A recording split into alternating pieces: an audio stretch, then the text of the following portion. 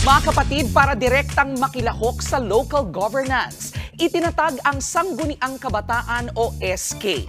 Pero ano nga ba ang SK at ang responsibilidad nito sa ating bayan? Backtrack po muna tayo, taong 1975. Sa bisa ng Presidential Decree 684, binuo po ang Kabataang Barangay. Ang trabaho nito, gumawa ng mga proyekto at programa sa sports, edukasyon, livelihood at kultura para sa mga kabataan. Sa kada barangay, may chairman at 6 pang barangay youth leader. Noong 1991, alinsunod na rin sa Local Government Code, saka na naitatag ang Sangguniang Kabataan o SK. Dito, ginawa ng 7 ang kasamang youth leader ng SK chairman sa bawat barangay.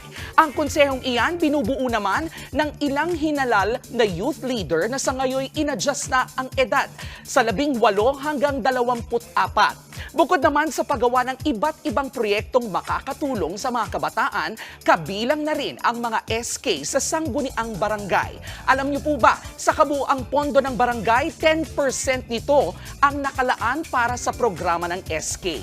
Kaya naman, inaasahan ang kanilang direktang partisipasyon at sa ikabubuti ng mga kabataan sa bawat barangay. Mga kapatid, sa lahat ng ito, naway mabusisi nating piliin ang mga namumuno o mamumuno sa ating mga komunidad, lalong-lalo na sa ating mga kabataan.